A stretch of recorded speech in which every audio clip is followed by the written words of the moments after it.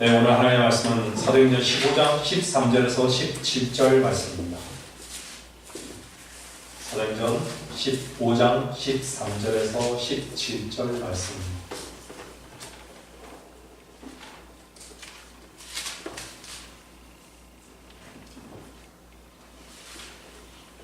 제가 찾은 줄 알고 앞으로 읽겠습니다. 그들이 잠잠해진 후에 야고보가 대답하여 말하기를 형제 여러분 내게 경청하라.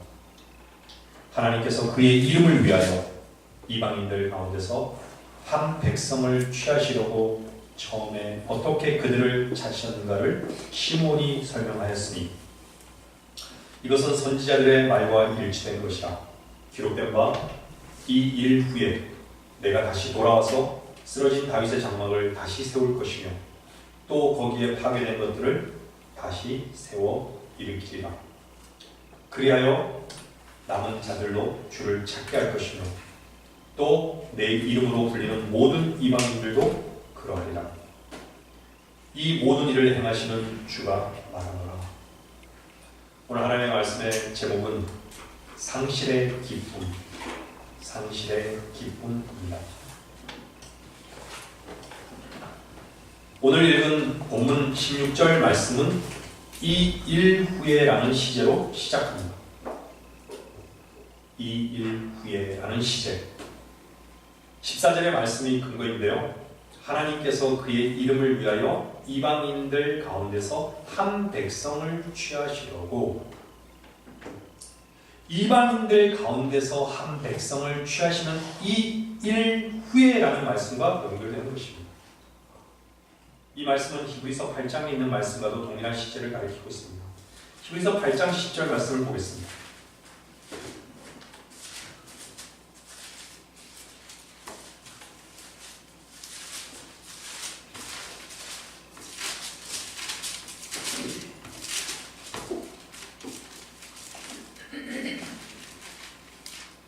그 날들 이후에 내가 이스라엘 집과 세울 언약이 이것이라.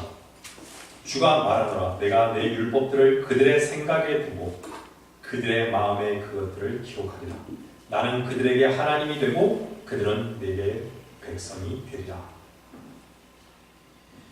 히브리서 8장은 새 언약에 대해 말씀하고 있습니다. 히브리서 8장에 나오는 새 언약은 영어로 커버넌트로서 교회가 이 땅에서 휴거되고 난 후 이스라엘의 회복을 말씀하고 있습니다. 히브리서는 말 그대로 히브리인들인 유대인들에게 해당되는 교리를 담고 있습니다. 우리가 히브리서를 교리적으로 교회 시대에 접목시키려고 한다면 많은 오류들이 생기는 것입니다. 그래서 히브리서를 신약교회의 교리로 붙잡는 사람들이 한 번 구원은 영원한 구원인데도 자꾸 구원을 잃어버릴 수 있다고 주장하는 것입니다. 왜냐하면 유대인들의 구원은 그들의 행위의 바탕을 두고 있기 때문에 그들의 행위가 하나님이 보실 때 잘못된 행위이면 구원을 잃어버릴 수 있다고 하는 것입니다. 히브리서와 야고보서는 교회에게 교리적으로 적용할 수 있는 말씀이 아니고 유대인들에게 적용하는 말씀입니다. 믿음과 행함이 같이 와야 된다는 것입니다. 은혜뿐만 아니라 행함이 있어야 되고 또한 할례를 받아야 되는 것입니다. 여기에서는 할례는 손으로 하는 할례를 말씀하는 것입니다. 우리는 거듭났을 때 손으로 하지 않은 할례를 받은 사람들입니다. 히브리서 8장 10절의 그 날들 이후에와 오늘의 본문 사도행전 15장 16절의 이 일 후에는 같은 시제를 말씀하고 있습니다. 그 시제 전에 이방인들 가운데 한 백성을 취하시는 일이 있다고 성경은 말씀하고 있습니다. 한 백성, 이방인들 가운데 한 백성. 이것은 교회 시대를 말씀하는 것입니다. 저와 여러분들이죠. 이방인들 가운데 한 백성을 취하셨다라는 것은 주 예수 그리스도의 보혈로 말미암아 구속받고 거듭난 교회 성도들을 가리키고 있는 것입니다. 여러분, 진리 여기신 성령께서 열어 보여주시지 않으면 우리는 결코 그 어떤 것도 알 수 없습니다. 사도행전 15장 15절 말씀에 이것은 선지자들의 말과 일치된 것이라. 왜 그렇게 많이 알고 있었던 말씀이 살아있고 그 말씀과 하나임을 우리는 이제야 알았을까요? 우리는 아담의 본성으로 살았고 하나님의 본성에 참여해 본 적이 없었기 때문입니다. 그리고 구약 성경을 읽을 때 수건으로 가려져 교회를 발견할 수 없었기 때문입니다. 그런데 주 예수 그리스도의 은혜로 말미암아 구원을 받고 교리가 정립돼 보니 옛날 선지자들이 많은 부분 교회를 말씀하고 있었음을 비로소 알게 되었던 것입니다. 옛날 선지자들은 교회를 직접 보지 못했습니다. 그렇지만 선지자들이 말씀하셨던 교회가 나타난 것은 정확히 일치했습니다. 그리고 성경은 이렇게 말씀하고 있습니다. 한 백성을 취하시고 나서 내가 다시 돌아와서 교회가 완전히 세워지고 하늘로 휴거되고 난 다음 주께서 재림의 주로 오시겠다는 것을 말씀하시는 것입니다. 교회 시대는 영원한 게 아니라 끝이 있다는 것을 말씀하고 있습니다. 여러분, 이 땅의 교회는 더 이상 교회가 아닌지 오래되었습니다. 거룩하신 하나님의 영을 세상의 영과 하나라고 주장하며 저 그리스도의 길을 얘기하고 있습니다.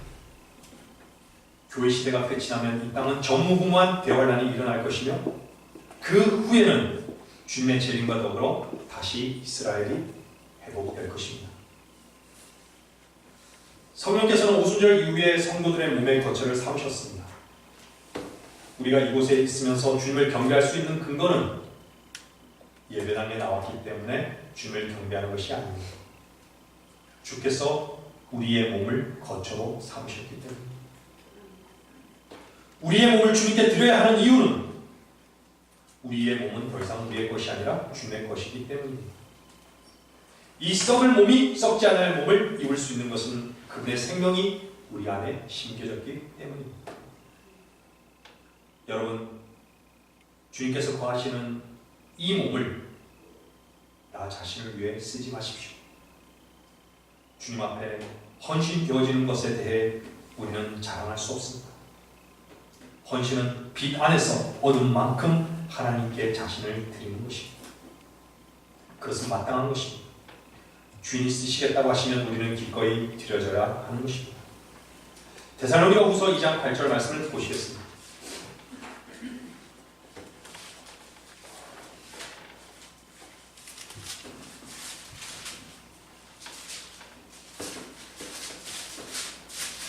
데살로니가 후서 2장 8절 말씀입니다. 주께서 그를 자기 입에서 나오는 연으로 소멸하시고 그의 찬란한 부심으로 제거하시리라. 주님께서는 왕으로 찬란하게 오실 것입니다. 초림 때처럼 구유에 초라하게 오셔서 나귀를 타고 예루살렘으로 입성하시는 것이 아니라 찬란함으로 입성하실 것입니다. 그분의 말씀대로 그분의 뜻을 이루시기 위해 한 곳에 모인 모든 민족들을 주님은 끝장낼 것입니다. 여러분, 주님께서는 그리스도 안에 사는 우리들에게 늘 이김이 되셨습니다.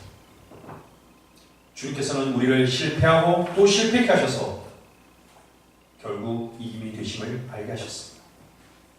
그리고 볼 수 없는 것을 보게 하셨고 주님 한 분을 얻게 하셨습니다. 우리는 주님의 은혜로 주님께 속한 자가 되었습니다. 주님께 속한 자가 되면 주님의 성품에 참여하게 되고 주님께서 맺으시는 열매로 우리는 만족하는 것입니다. 주님의 성품에 참여하는 자로서 여러분의 자아를 태우면 태울수록 주님은 선한 일을 행하신다는 것을 잊지 마시길 바랍니다. 여러분, 교리와 믿음의 차이점이 무엇인지 아십니까? 믿음은 깨어지는 것이지만 교리는 여러분을 결코 깨우지 못합니다. 자신을 부인하는 능력이 전제될 때 믿음은 역사하는 능력이 되는 것입니다. 지금 현재 깨어있을 때라는 것을 교리적으로 알긴 아는데 여러분이 실제적으로 깨어있는 위치에 있으려면 그 교리가 말씀으로 여러분에게 능력이 되어야 합니다.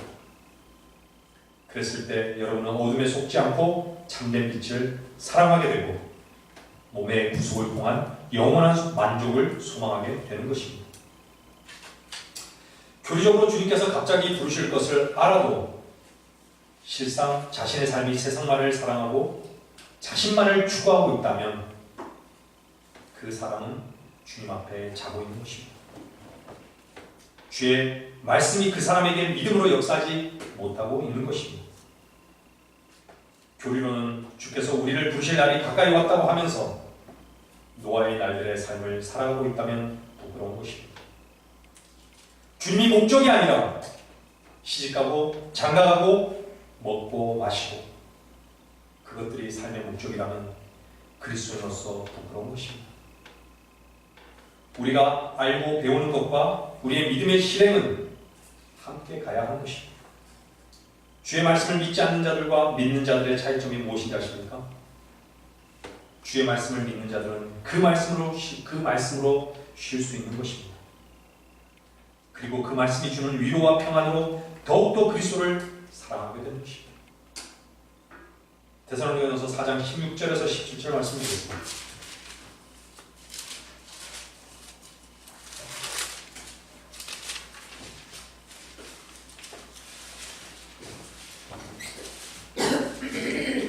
데살로니가전서 4장 16절에서 17절 말씀입니다.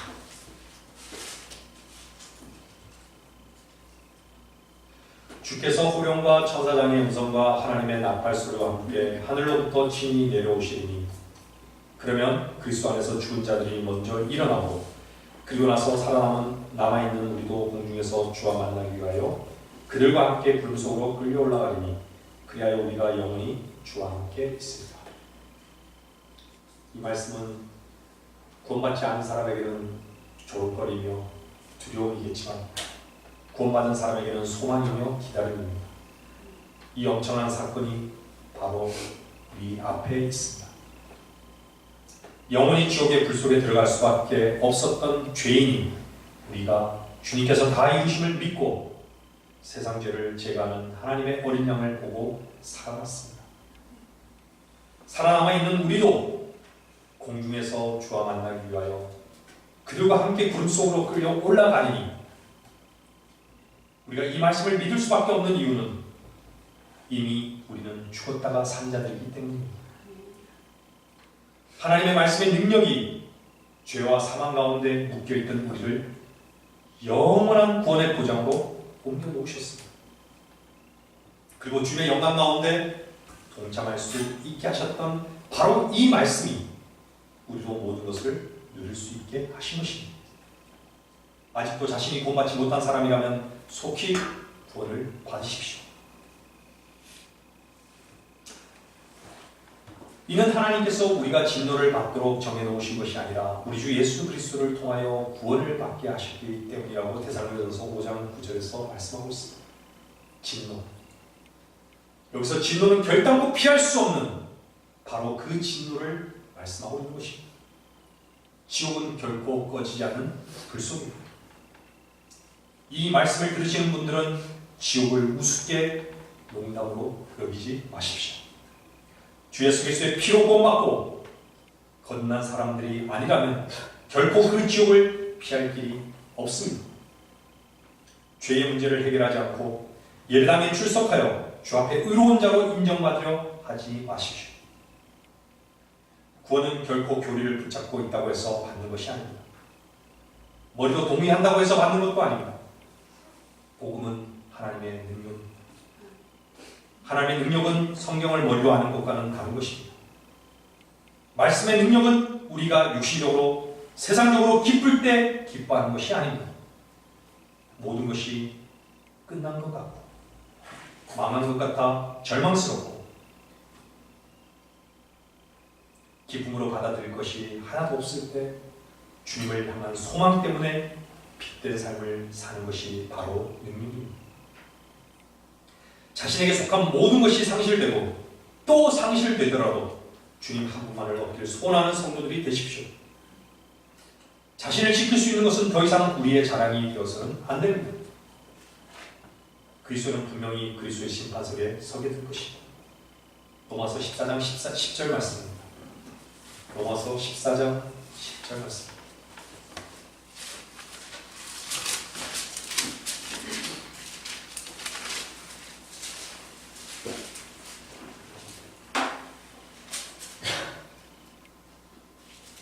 그런데 너는 어찌하여 내 형제를 판단하느냐?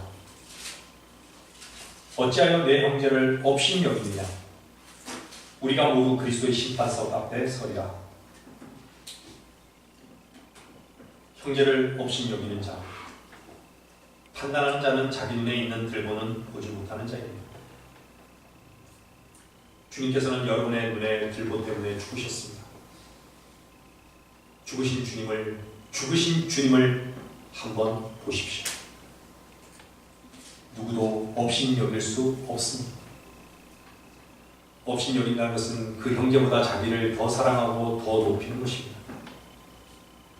형제가 어찌 되었든지 자신이 다른 사람들로부터 인정받아야 한다면 교회는 분열할 수 있습니다. 교회에서 편을 가리려 하고 사람들을 자기에게 모이도록 하려는 것은 결국 자신이 마귀의 위치에 있다는 것을 보여주는 것입니다. 앞으로 적그리스도는 모든 사람들을 자기에게로 모을 것입니다. 하나님의 피로 사신 교회에 사람들을 모으려고 하는 일을 두려워하십시오. 그리스도는 오직 주님을 섬기고 주님께로 그들을 데리고 가는 일만을 위해 부르심을 받은 것입니다. 자신의 이름을 내며 살지 마십시오. 그리스도는 그리스도와 함께 십자가에 박혀 죽은 자입니다. 그래서 더 이상 나 자신을 위해서 그리고 나 자신의 영광을 위해서 살지 않는 것입니다. 내 안에 그리스도께서 사신 것이다. 그리스도는 자신의 이름은 끝났고 그리스도인이라는 새로운 이름을 얻은 사람들입니다. 만일 여러분들이 그리스도인이 분명한데도 불구하고 여러분의 이름을 위한 삶만을 계속해서 살아간다면 그리스도는 여러분에게 없습니다. 그리스도인이라는 이름을 회복하십시오. 창세기 19장 22절 말씀을 보겠습니다. 창세기 19장 22절 말씀.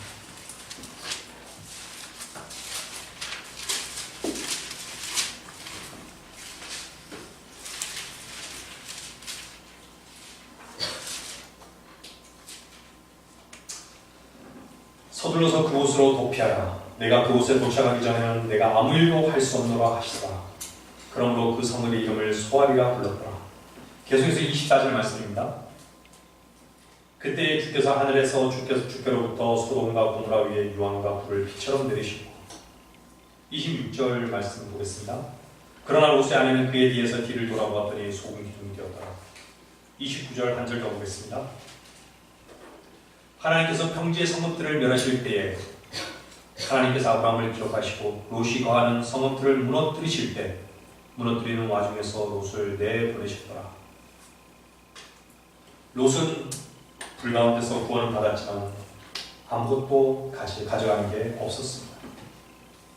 명예, 물질, 그 어떤 것도 가져갈 수 없었습니다. 모든 것을 뒤에 두고 뛰었을 것입니다. 불탄다. 여러분, 불탄다는 것은 아무것도 없다는 것입니다. 그리스도의 심판석에서 어리석은 롯의 모양과 같이 될 그리스도인들이 많다는 것을 우리는 깊이 생각해 봐야 합니다. 구원만 겨우 얻어 주님께로는 피하긴 했지만 계속해서 나로 산다면 우리는 주님 앞에 얼마나 부끄러울지 깊이 묵상해 보시길 바랍니다. 롯과 같이 소돔과 고모라를 향해 장막을 쳤다는 것은 그 육신의 모든 소망을 거기에 두고 늘 소돔을 바라보고 있다는 것입니다. 여러분, 마음의 눈이 무엇을 그리고 어디를 향하고 있는지, 삶의 소망이 실제적으로 무엇을 보고 있는지를 보시기를 바랍니다. 영원히 불에 탈 것들을 소망하는 자들이 주님께 온전히 드려지는 삶을 살 수는 없습니다. 그래서 롯은 불 가운데서 구원받은 사람들의 하나의 예표인 것입니다. 주님을 섬기는 것에 마음을 둔다면 주님께서는 우리를 어떤 식으로든 먹이십니다. 더 많이 먹으려고 하니까 문제가 생기고 염려가 생기는 것입니다. 여러분, 구원은 하나님께 속한 일입니다. 그렇게 그분께만 온전히 무릎을 꿇어야 합니다. 구원은 어떤 근거도 여러분 안에서 찾을 수 없습니다. 믿음은 그분이 하신 일을 바라보는 것입니다. 그렇다면 성령이 친히 보증하실 것입니다. 여러분은 누구의 피로 구원받으셨습니까? 주님께서 여러분의 저주와 심판을 대신하셨습니다. 그분은 하나님이셨습니다. 그분께서 벌레와 뱀이 되신 이유는 바로 저와 여러분 때문입니다. 우리의 존재가 어디서 발견되어야 합니까? 항상 매달린 뱀을 보십시오. 저주와 심판을 보십시오. 그것이 우리가 가야 할 마땅한 위치였다는 것을 잊지 마십시오. 그것을 주님께서 대신 달리신 것입니다. 주님께서는 우리의 삶의 이유, 목적, 소망, 숨겨진 모든 것을 다 아시는 분이십니다. 주님께서 내가 너를 위해 다 이루었다 라고 말씀하신 바로 그 순간 나 자신의 존재를 보고 주를 향해 눈이 떠져서 하나님의 구원이 나에게 임하게 되는 것입니다. 계시록 1장 14절 말씀입니다.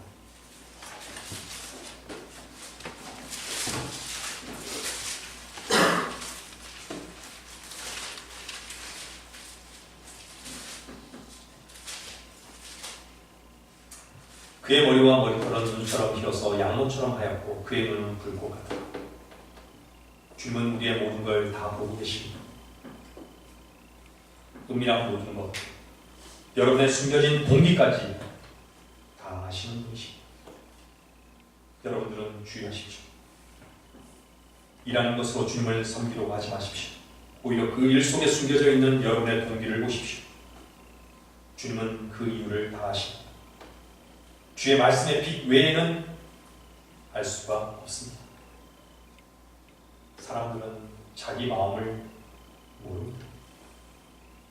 마음이 얼마나 부패했고 그 동기가 어디서 나왔는지 자신은 모릅니다. 여러분의 손을 내놓기 전에, 여러분의 발을 떼기 전에 주님 앞에 먼저 정결함을 회복하십시오. 모세가 그랬던 것 같이 여러분의 손을 먼저 가슴에 넣었다 빼셔야 합니다. 마음에서 먼저 문둥병이 발견되어야 합니다. 그리고 다시 집어넣었다 빼십시오. 그리고 정결함을 회복할 때 손을 내미십시오. 만약 여러분이 먼저 움직인다면 사탄은 기뻐할 것입니다. 무엇을 하는 것보다 더 중요한 것은 그 일이 혹이라도 나의 일로 기억될까봐 두려워해야 하는 것입니다. 어떤 일을 하는 것보다 더 소중한 것은 겸손의 위치를 잃지 않는 것입니다. 주님께서는 우리를 꿰뚫어 보십니다. 고린도전서 13장 3절 말씀입니다.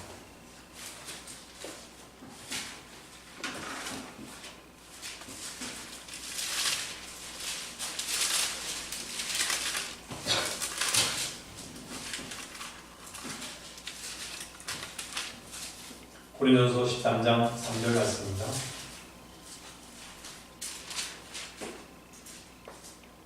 또 내가 내 모든 소유를 주어 가난한 사람을 먹이고 내 몸을 불사르게 내어준다 해도 사랑이 없으면 내게 아무 유익이 없느니라. 인간에게서 나온 사랑은 모두 거짓된 사랑입니다. 방금 읽은 말씀에서 사랑이 없으면 내게 아무 유익이 없느니라. 이 사랑은 하나님의 사랑을 말하고 있는 것입니다. 하나님의 사랑으로 하지 않은 사랑은 위선이 감추어져 있습니다. 자신을 나타내고 드러내기 위해 하는 것입니다. 이것은 아무런 유익이 없습니다. 우리는 주님의 유익이 나의 유익이 되어야 합니다. 이 말은 오직 주님으로부터 시작된 동기만이 주님만이 받으신다는 것입니다. 그랬을 때 우리에게도 유익하다는 것입니다. 그리스도의 심판석에서 이 부분을 주님은 반드시 다루실 것입니다. 내가 그렇게 했느냐? 사람들은 널 보고 칭찬했을지 모르지만 난 너의 모든 동기를 다 알고 있다. 넌 나의 사랑으로 행하지 않았다. 여러분, 성경에서의 사랑을 인본주의로 생각하지 마십시오. 주님의 사랑을 말하고 있는 것입니다. 주님은 사랑에 사람의 모든 마음을 꿰뚫어 보십니다. 많은 경우에 사람들은 자신의 즐거움과 자존심 때문에 사랑을 베푸는 것입니다. 자기의 옳음을 나타내고 싶기 때문입니다. 선행을 베풀 때 조심하십시오. 주님께서 행하신 것이 아니라면 먼저 손을 펼치기 전에 주님 앞에 무릎부터 꿇어야 합니다. 여러분들이 구원받고 성도의 길을 걸어온 사람들이라면 이 부분을 주님 앞에 계산해 보십시오. 그리스도의 심판석에서 불타지 않을 것을 계산해 보십시오. 이미 세상에서 칭찬받았고 교회에서 인정받았고 그것을 기쁨으로 여기고 계산했고 자기 자존심의 성취와 이기적인 것에서 출발한 모든 부재는 부끄러운 것입니다. 말씀을 정리하겠습니다. 요한일서 2장 28절 말씀.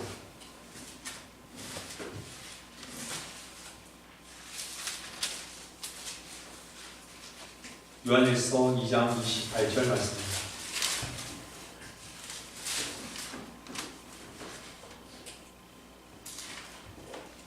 어린 자녀들아 이제 그분 안에 거하라. 이는 그가 나타나실 때 우리가 담대함을 가지며 그가 오실 때 그의 앞에서 수치를 당하지 않게 하려 하나. 우리가 그리스도 앞에 설 때를 말씀하고 있습니다. 주님의 일은 선한 일입니다. 선하신 분의 손길이 없이 행해지는 일은 모두 헛된 것입니다. 여러분이 드려지기 전에 주께서 여러분의 주가 되시고 주께서 여러분을 사랑하신 그 사랑으로만 하십시오. 여러분 자신이 좋으니까 마음대로 하지 마십시오. 여러분을 세우게 하지 마십시오. 주님 앞에서 부끄러운 것은 세상에서도 인정받고 주님께도 인정받으라 하는 것입니다. 그때는 모든 동기가 다 드러날 것입니다. 주님은 곧 오십니다. 실제적인 불순종은 자기 자신에게 좋은 대로 행하고 듣고 싶은 것만 듣는 것입니다. 자기 자신이 정해놓은 것에만 순종한다면 그것은 공주권세의 통치자를 따르는 것입니다. 순종은 나의 의지를 사용하여 누구를 사랑하는 것이 아니라 사랑하라고 그 의지를 통해 사랑하라고 하신 그 말씀 앞에 나의 의지를 굴복시키는 것입니다. 우리에게 이 의지를 주신 것은 그 의지를 통해 하나님의 말씀을 이루라고 주신 것이 아닙니다. 이미 다 이루신 말씀 가운데로 순복하라고 하신 바로 이것이 순종인 것입니다. 내가 무엇을 하는 게 아니라 순복되어진 그 말씀으로 그 일을 이루시는 현장인 순종인 것입니다. 주님 앞에 순종하십시오. 주님만을 경배하십시오. 주님만을 높이십시오. 여러분의 이름을 내지 마십시오. 그것만이 이 땅에서 그리스도인이 주님의 부르심을 받은 유일한 것입니다. 마태복음 25장 21절입니다.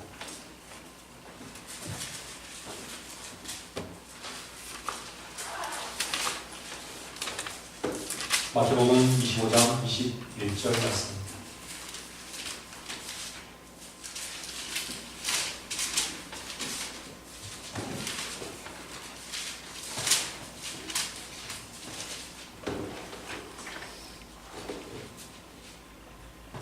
그의 주인이 그에게 말하기를 잘하였도다. 착하고 신실한 종아, 내가 적은 일에 신실하였으니 내가 너로 많은 것들을 다스리도록 하리라.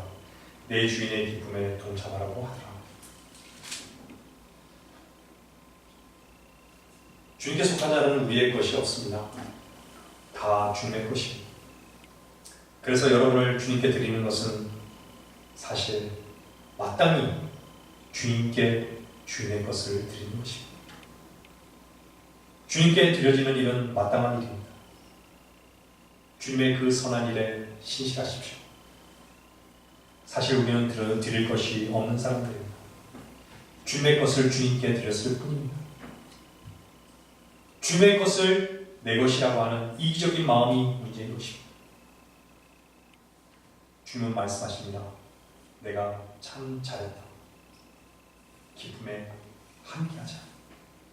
우리는 주님께 드릴 때도 기쁨입니다. 주께서 또한 우리에게 많은 것으로 주실 때도 기쁠 것입니다. 여러분, 계산하지 마십시오. 자신으로 계산하는 것은 모두 불탈 것입니다.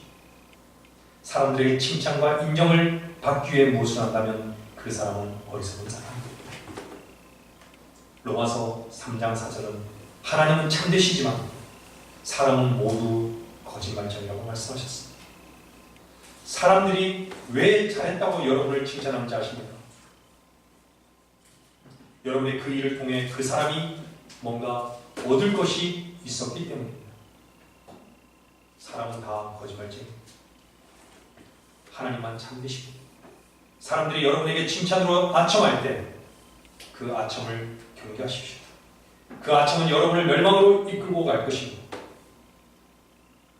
여러분, 앞으로 교회는 휴거될 것이고 반드시 교회의 휴거와 함께 대환란은 이 세상을 덮칠 것입니다. 우린 그 후에 그리스도의 심판석에서 주님 앞에 모든 것을 계산할 것입니다. 주님께서는 말씀하신 그대로 이루실 것입니다.